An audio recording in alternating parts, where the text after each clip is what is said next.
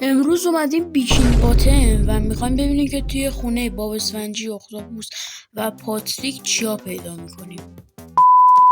که توی این ویدیو ما رفتیم رستوران آقای خرچنگ رو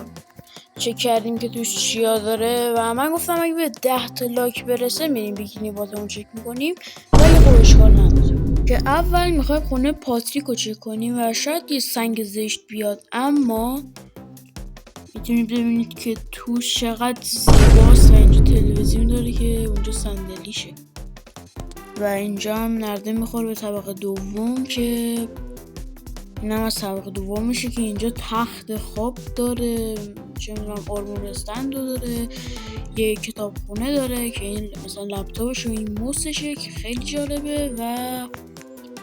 آره که نوبتی هم باشه نوبت خونه اختاپوس هستش که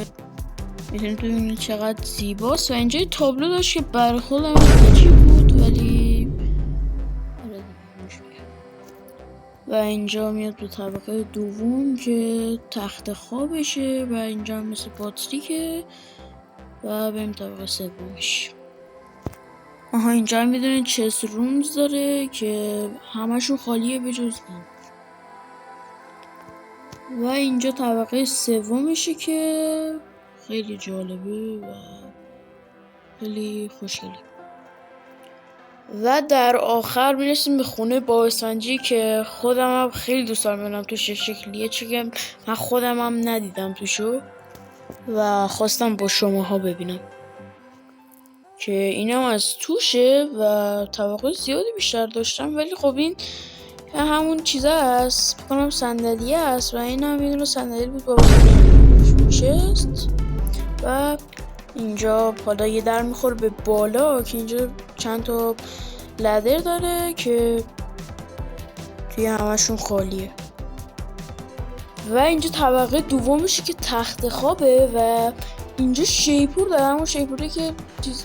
صدا بلندی تولید میکنه واسه اینجا بیار میکرد و اینم تخت معروف گندشه که بازم اینجا چسته که اینا مثل اینجا پرن. آره چست داره که اینا مثل اینجا پرن. مرسی که اینجا ویدیو رو تماشا کردید. اگه میخواید بریم خونه استندی و خونه دیگر حتما توی کامنت ها بهم بگید و اگه ویدیو رو دوست داشتید لایک و ساب فراموشتون نشه.